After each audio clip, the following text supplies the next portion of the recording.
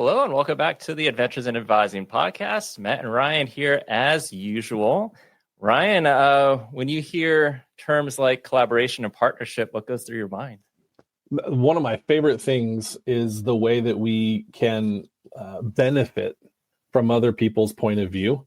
And so when I think of partnership and collaboration, I think about the kind of what some may refer to as synergistic things that happen that are greater than the sum of the parts, so to speak. The new, innovative, and sort of exponential ways that connecting with colleagues can really build for excellence.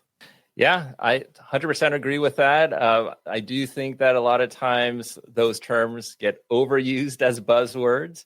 But on this particular episode, I think we're really kind of seeing the true nature of that collaboration, that partnership. And we have two amazing guests, one new guest who has never been on the podcast before, and a returning guest all the way back from episode 19. And let's go ahead and bring those individuals on. We have Miriam and Sean. And so welcome both to the Adventures Advising podcast. Thank you. Thank you, Brian and Matt. And Sean, I know we were on a call earlier and didn't really realize that it was September 2020 that you were last on this podcast. So it has been a while. But I'm going to start with Miriam. What we do on this podcast, we like to start out is kind of getting to know our guest and the origin stories and their paths in higher ed. So share us your path in higher ed. First of all, thank you for hosting me. It's truly a pleasure. So I studied banking and finance at the Lebanese American University, which is an American institution in Beirut, Lebanon. When I was an undergraduate student, I did not have an academic advisor. So I did not feel this privilege of going to someone at the university, asking questions, seeking help.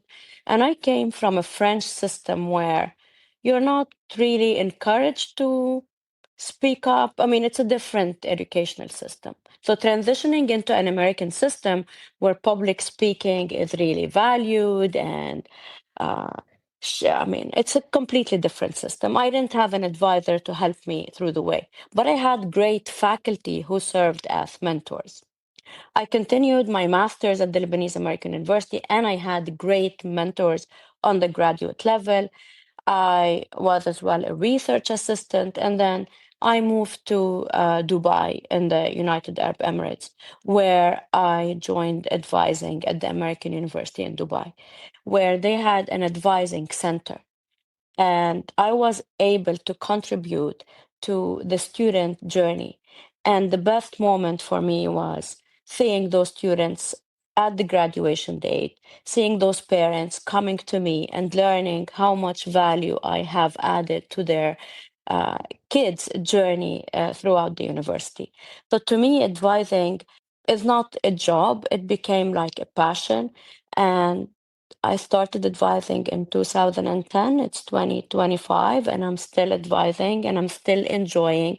And I look at every new cohort of student as if it's my first time advising and learning from them. So if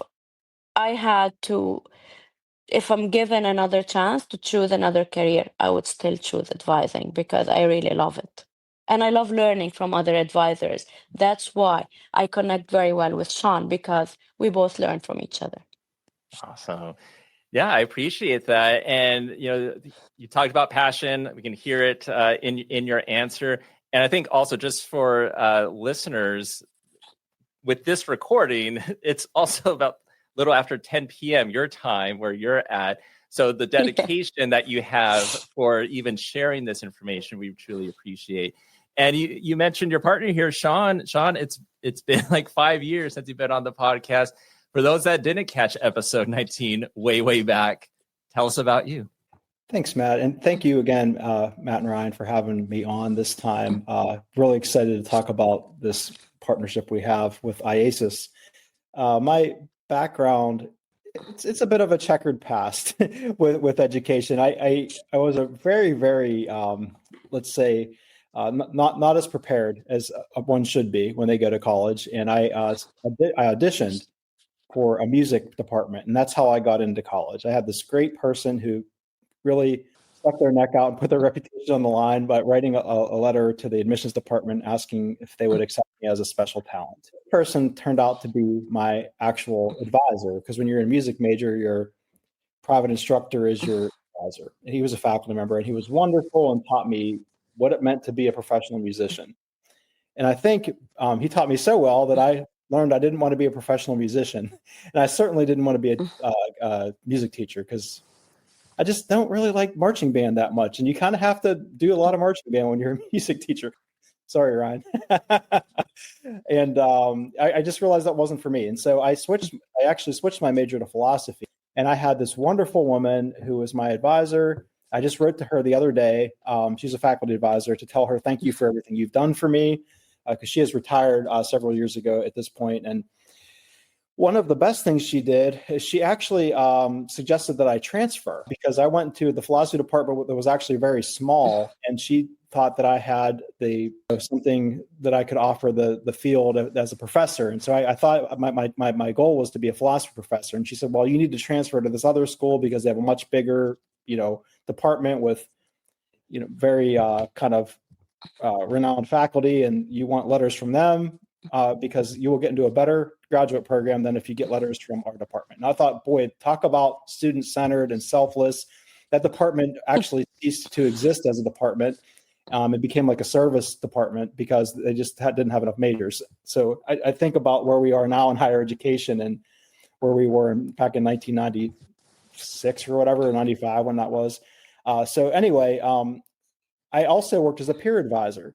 And so that was summer orientation, and I worked in the career center during the year on a work study. And I sat in that career center and did all the career assessments a million times because, we didn't have that many people coming in. And I thought, well, this is kind of interesting.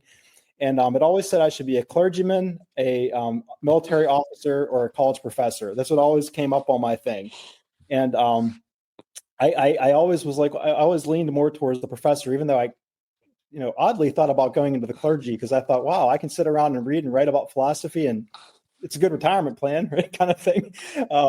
I know, but of course, I wanted to get married, and I was Catholic, so that wasn't going to happen. So anyhow, I decided that even with a PhD in philosophy, good luck getting a job even from a top program. And I had no idea until I talked to my advisors and some graduate students who just said, the job market for humanities and particularly philosophy aren't good, even when you come out of a top program. So I took a deep breath and decided that I would go get my master's in student affairs. And in my career, it's funny, I started out actually as a registrar person. My assistantship in my master's program that paid for my master's degree was in the registrar's office. And I got really into implementing student information systems. It's back when everybody was going off the old mainframe systems into the more enterprise systems that we're all familiar with, and I won't name drop them now because they're free advertising from Adventures in Advising. And so, that was my niche, was taking paper-based or very manual processing in registrar's offices and automating them by using at that time, the state-of-the-art technology. So that kind of work was fun. It allowed me to use a lot of the logic that I developed, the logical thinking skills, problem-solving skills that I love to use. But then I moved and I got a job as an advisor, and I loved it. And it was the coolest thing I'd ever done. And I thought, this is so much fun.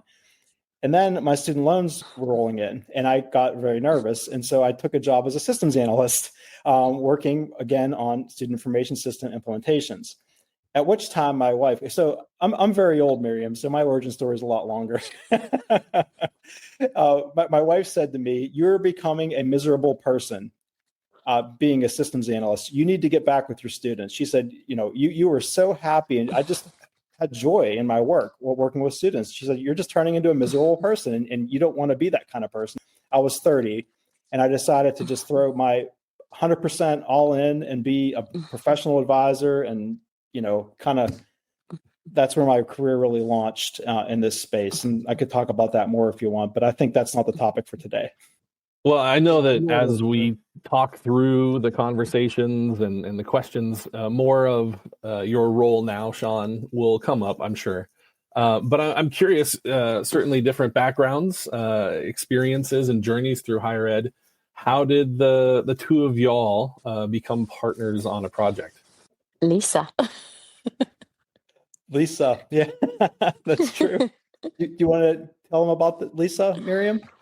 I can tell them how I met Lisa. So it was my first time attending the IASAS summit in Rome. That's where I met Lisa.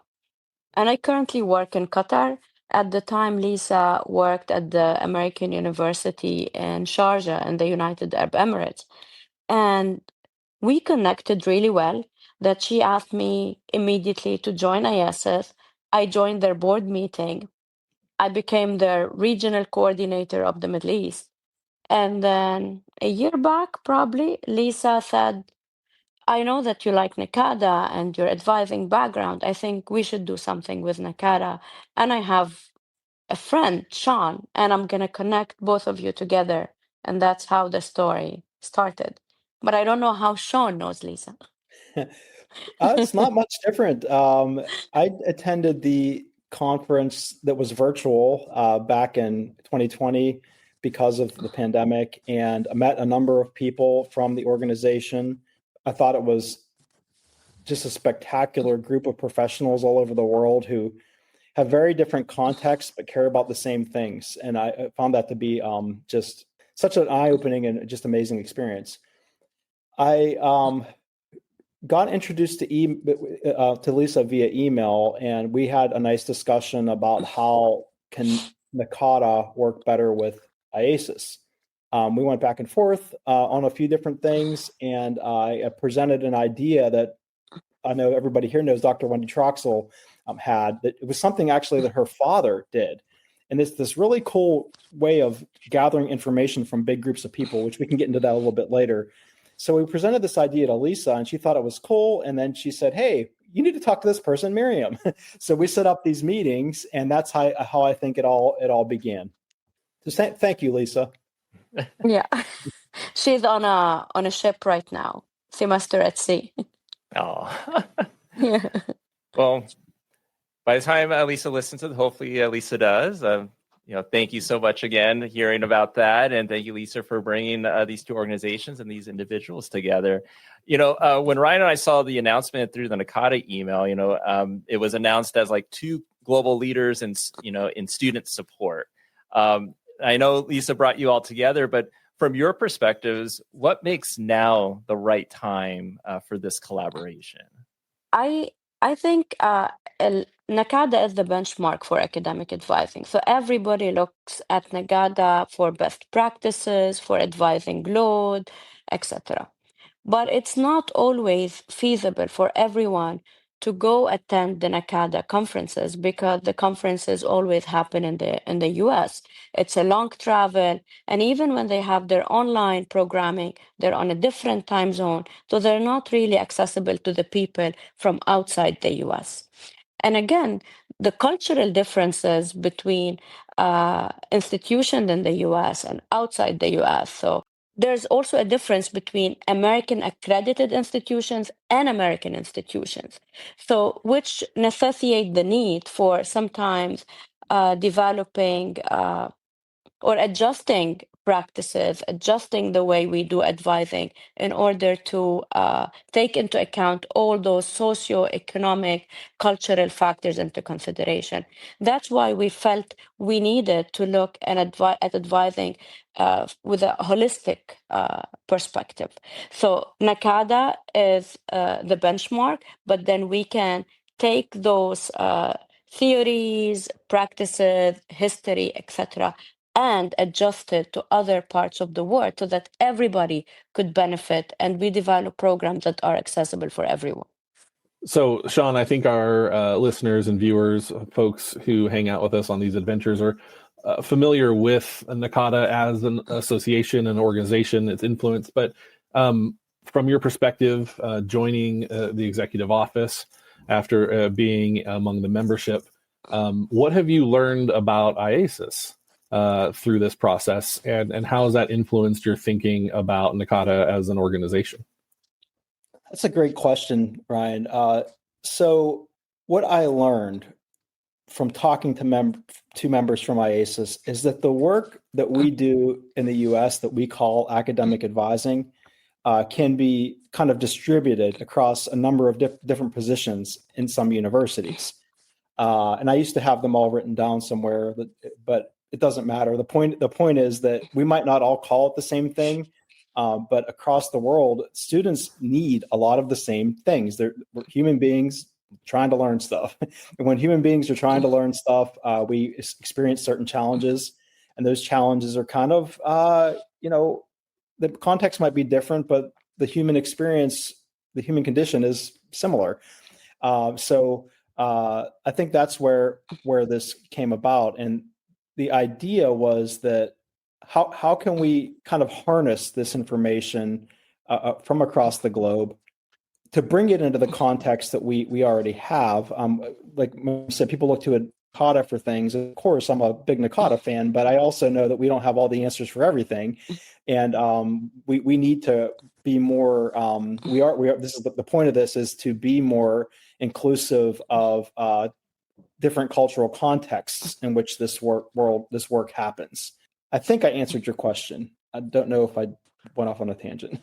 Well, I guess kind of going with that, in one of the emails from NACADA, it talked about with this partnership that, we could expect global research opportunities, international professional development, collaborative resources. So I guess this question is for the both of you, whoever wants to start with it. Can you help unpack how you kind of envision that might look like in practical terms for that global research, international professional development, and the collaborative resources? I'll let you lead this one. Okay. Okay, so thank you. We have already begun this. One thing I want to mention about IASAS before I get too far down that track is that IASAS, and please correct me if I'm wrong, Miriam, is an association that has individual members, but also has associations as members. So it's kind of like an association of associations. And NACADA has joined as a member association because Kyle Ross was very supportive of this and thought that, yes, we need to be, and it gives us access to these wonderful folks all across the globe. And so I just wanted to mention that. And please, did I miss anything? Did I explain anything there, Miriam? No, and their membership also structure is different than other American associations, and it's divided into high income, low income, to encourage more people basically to join and to learn, to create a community of student affairs professionals who learn and contribute. Thank you. I thought it'd be important to lay out more of a context of IASAS. Well, and so how are we going to do the things that you just asked about? How we're going to do them is we began to offer web discussions that have been attended. Miriam actually collected all the stats on this and has a much better brain for numbers as a banker, trained as in banking.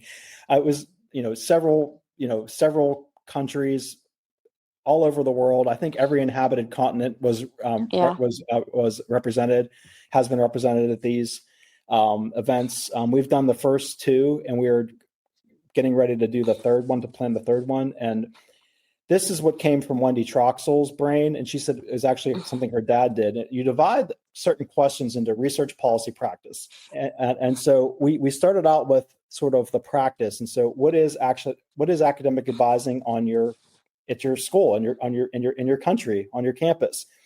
And we got people together, had an hour discussion just to get that ball rolling. The second one we did was policy, the policy piece. So how is it governed? How is it structured? Is there government influence? Is there not government influence? We had a really nice discussion around that. And the third one's going to be about kind of assessment. So how is advising held accountable? Who gets to decide what the metrics are? Those sorts of things. And that's the third one we're going to do. Now, the idea for this was to ramp up this enthusiasm and get this conversation started, because what we hope to do, and I'm going to put it out there in the universe, hoping that this will, think it and be it, right? Like type of thing, that we're hoping that we can pull this off and have kind of an extra event or whatever at the IASAS summit that will be in 2026 in Toronto. Toronto. Yeah. And it's co-hosted with Caucus, the Canadian Student Affairs Association. And so what we're hoping is we've started this conversation with folks all over the place who are IASAS members.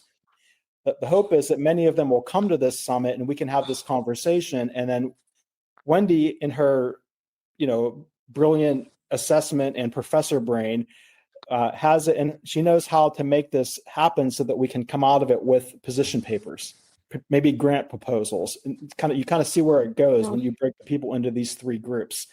She's done this before that, and so she has, like I said, that pattern of how this actually will come to. To me, it's all like theoretical, but I think that this is going to be a really cool way to start bringing together these folks and really coming up with papers, coming up with research proposals, coming up with grant proposals. That's my hope. Well, and the opportunity to connect and find similarities, to better understand difference and that kind of stuff, all positives, but it takes people, it takes the attention and the commitment of folks. And I want to hear a little bit from Miriam about your role as a regional director in the International Association of Student Affairs and Services. Like, on a day-to-day basis, what does that look like for you, and what are your responsibilities in your role with IASAS? So the role is to promote IASAS. Like, for example, the weekend before, we had the Global Association meeting here in Doha, where we had people coming from South Africa, from Italy, from Kenya, Canada as well. David came from the University of Toronto in Canada. And we all gathered together to discuss emerging issues in student affairs. And the whole point is how to support students. So the role is to promote IASAS, to have more people join IASAS for one goal, which is support students and support a community of student affairs professionals, regardless where they're coming from. So the last webinar, for example, the NACADA IASAS webinar, we had people from more than 30 countries. The discussion that we had, learning about how the UK system, how advising in the UK is, was surprising to everybody. Many of us had no idea how advising is done in the UK, but we were able to learn about it through the webinar. So the main goal is to connect more and more people together in order to create a shared knowledge when it comes to student affairs and student success. So whenever we have the chance to talk about IASAS, we will do that. Whenever we have the chance to collaborate with people from other associations for the goal of student success, we will also do it. And we also have, in the summer, IASAS had a research consortium to create a knowledge about doing research. Everybody wants to do research, but we're not all at the same level when it comes to what is the difference between quantitative, qualitative, what tools to use, how we can use AI in research, how we can find the right partner to do research with. So we create opportunities for people. So I will say, because you mentioned, everyone wants to do research, I will probably argue the point that there might be individuals that may not think that they could do research, but I think based off what you're saying with these opportunities, that might maybe plant a seed in individuals that it's like, oh, I didn't think before I could, but now I think I might be able to. Do you agree with that? Yes. Yeah. It's to enable and support people to research, because, we need to, as part of our job in advising, we see a lot of trends. And we're always trying to figure out solutions. So if we partner with other professionals in the field, we will be able to support our students in better ways. And by having an open mindset and having the willingness to learn from others and accept other practices and develop and grow our practices by learning from others, that's part of research. It's learning about others in order to come up with better solutions. So, Sean, you were mentioning a little bit about the initial steps, and being systematic, but also being open to opportunity and happenstance, perhaps. But I'm a little bit curious for somebody who might come from a very U.S. based, campus centered point of view. What are some of the distances that have to be traveled, the contexts that have to be translated, that you've experienced from your point of view in your partnership so far? That's a great question.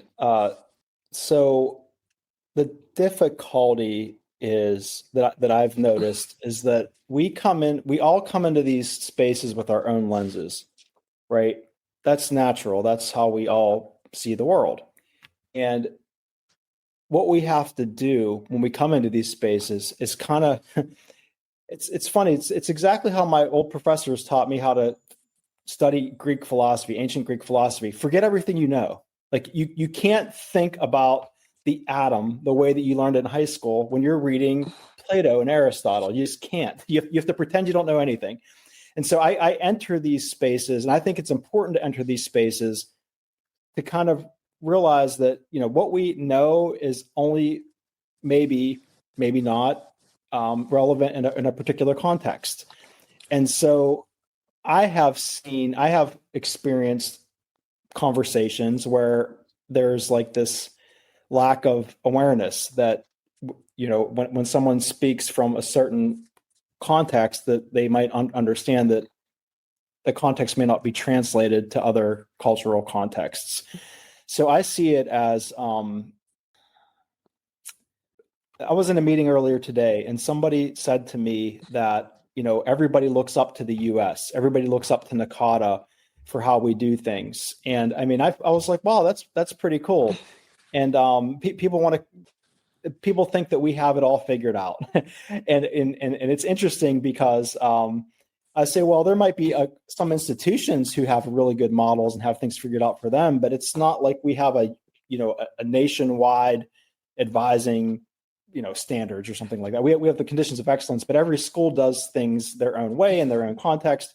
And I think the hard part is particularly for Americans, where we're all steeped in this same, we've been educated in American higher education.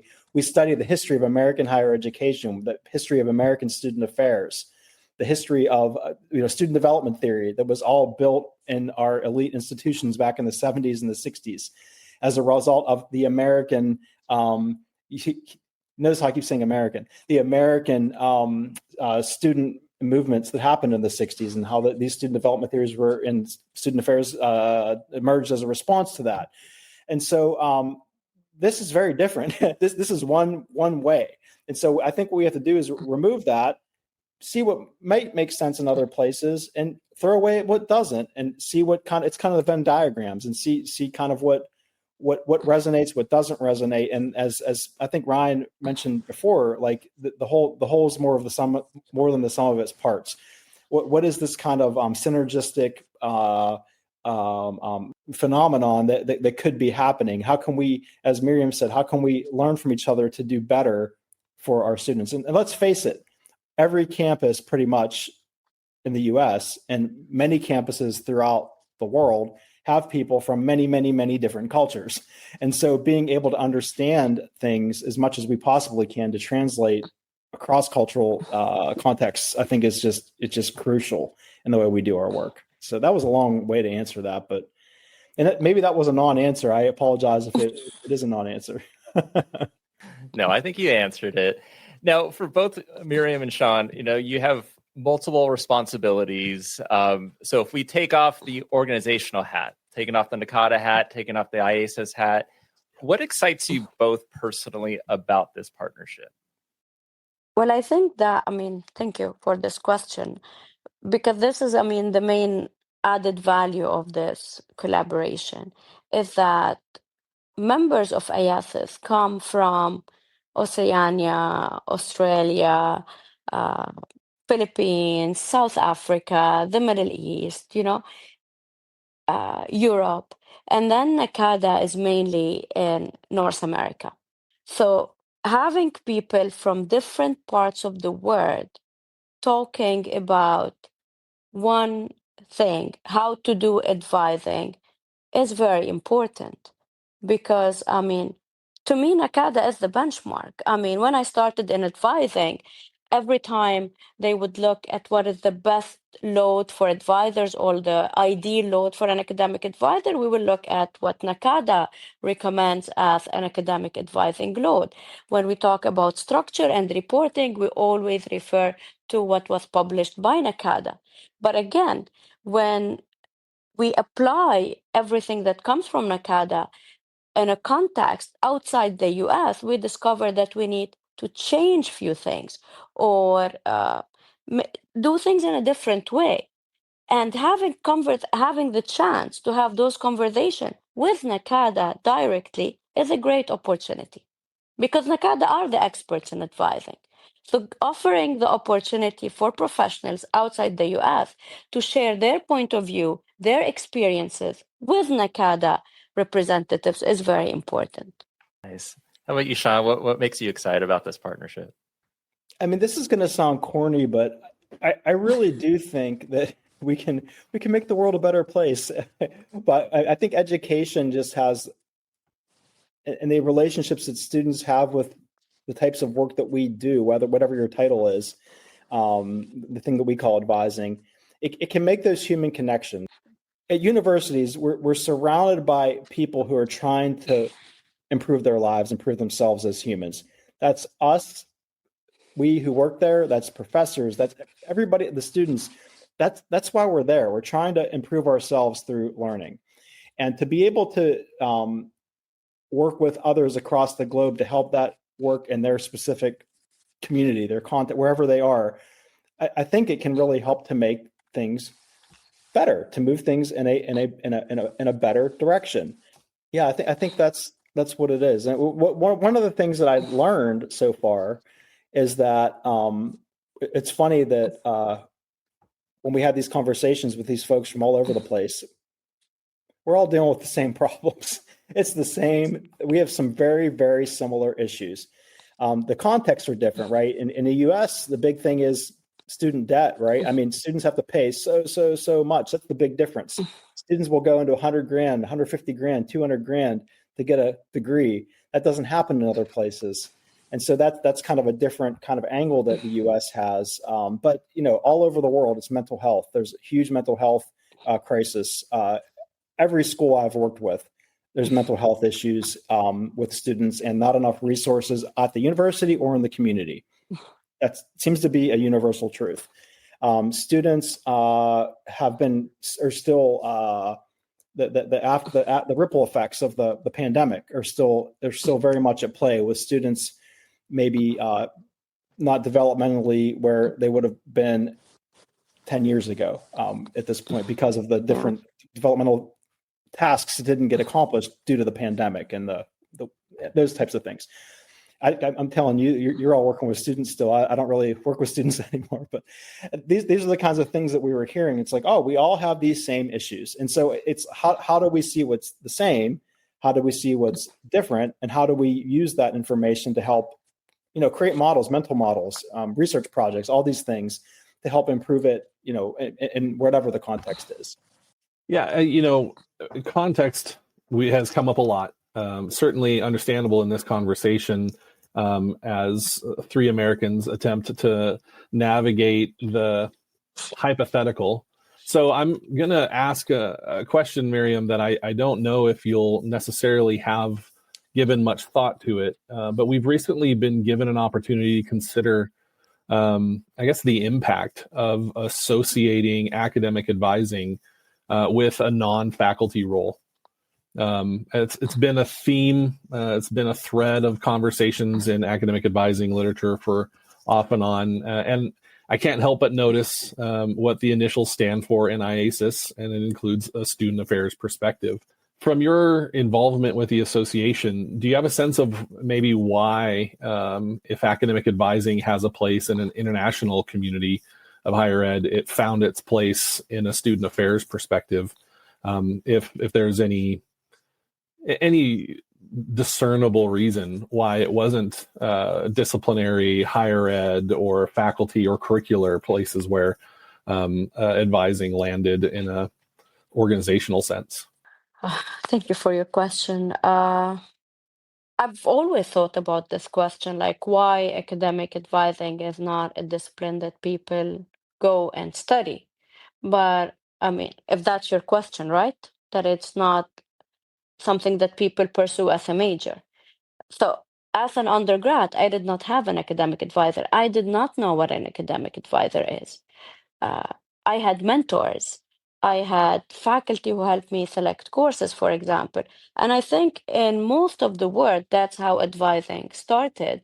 And then they took the model from NACADA, and then they started establishing advising centers. But most of the people who work in advising do not come from an education background. And I believe because they advise, for example, if you are an advisor to an engineering school, it makes sense that you are an engineer and you have an understanding of what's an engineering curriculum to advise the student. Same for business, same for art. And I believe that's why you don't have an advising major, because you, as an academic advisor, you're advising different majors. So you need the understanding of those curriculum in order to help those students be on track and complete their degree requirement. That's how I'm looking at it. I don't know if I answered your question. Yeah, I mean, I think thinking about how those who lead and make decisions, policy and funding decisions about higher education often come from disciplinary backgrounds and that kind of stuff. I was just reading a little bit about the history of IASAS, and it sounded like the common thread was early in its formation about similar student concerns. And I was just wondering if you had any thoughts about why those student concerns didn't percolate up through disciplines, but instead found their home in a student affairs conversation. You mentioned how you view advising as not just a job, but a passion. And I was curious from your unique point of view, if there was anything that really resonated with you, why academic advising is in that space as opposed to a more faculty or disciplinary space. So what IASAS has, they have collaborations and they do certification for student affairs professional. And I believe with the history of advising and the change in reporting between student affairs and academic affairs, I believe that's why it did not translate into an academic major, probably because up till now, I mean, there's no fixed structure of advising. In some countries, it is, even in the US, in certain institutions, it falls under the office of the provost. In other institutions, it falls under the office of the dean of students, for example.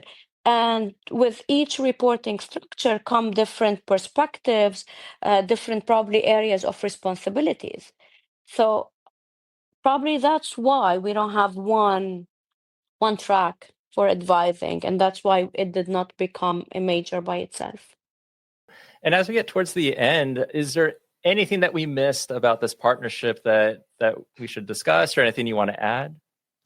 I can say that I'm very, very grateful for this collaboration. I've been a member of NACADA for a while. I've attended conference. I presented this year at NACADA, but having the chance to collaborate with NACADA and specifically with Sean and Wendy has been very valuable to me as Miriam and as an IASAS member. I learned a lot. I mean, honestly, the conversations we had the past two webinars where, I mean, they opened my eye on how things are done in other parts of the world. Like even in the same region, you'll see major differences in how advising is done. Although the students are similar, contexts are similar, yet structures are significantly different. And it could be due to accreditation, it could be due to the culture, not the culture of the region, but the culture of the institution itself and how they look at academic advising. And I worked in multiple settings of academic advising. I've seen faculty advisors and I've seen advisors who are not faculty. I've seen students who are like graduate student advising, and I've seen other models where academic advisors are full-time staff and performing the job. So I've seen all of it, and I've seen the switch from faculty advising to staff advising because they can dedicate more time to student. And up till now, I see values in each model of advising, but I don't think we have the perfect model for academic advising, like a model that can work everywhere and in every context. But there's always room for improvement. And that's what Sean, Wendy, and I are trying to figure out. How can we find a model that could work in the majority of places and regions? Anything to add, Sean? No, I can't add anything to that. That's brilliant, Miriam. A great way to wrap this up. I wanted to add a little bit more about the context, the question that Ryan asked earlier about how things came to be in this field, and how did it end up in student affairs in some places and academic affairs in some places. And I know Ryan is much more of an historian than I am, and so I will I'd love to talk with you about this offline a bit. But I can tell you that I worked at two different institutions for the most of my career, and at one, it came out of the actual counseling center.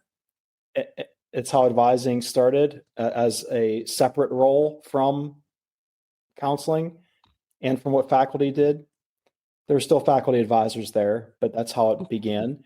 And at the other school where I worked, where I kind of started out, it came very much from the faculty. Most of the advisors were all PhD students, and this was their assistantship.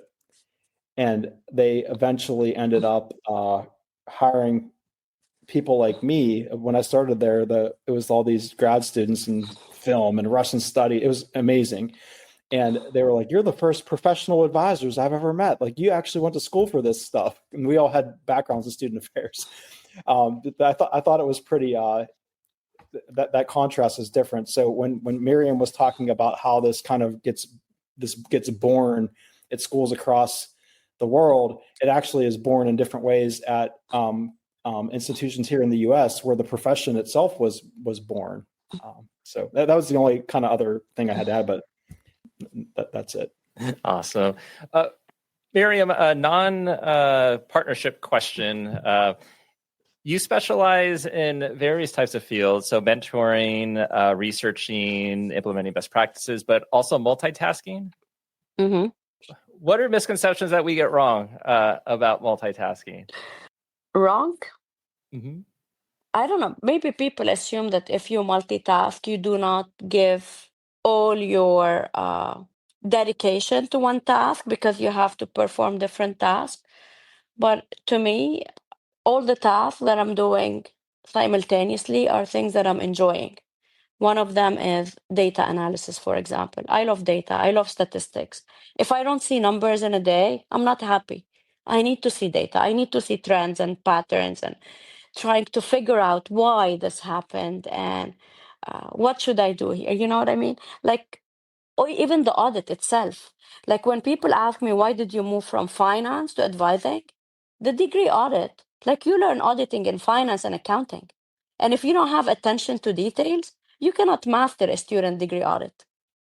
So that's part of your advice. Part of being an academic advisor is multitasking. You're working on a student audit, you're working on a petition, then you have a student walk in with a concern, with a complaint, etc. You need to give all your attention, and then you get a call from probably your colleague or supervisor regarding another project, and again you have to perform. So you learn how to do it, and as long as, to me, at the end, there's a student who is happy, I'm solving a problem, making someone's life better, I'm happy. Love it. Love it. Miriam, Sean, this is great interview. Thank you so much for joining Ryan and I today. Thank you for having us. Thank you. Thank you for this opportunity. We really appreciate it. Take care, y'all. Thank you. Bye-bye.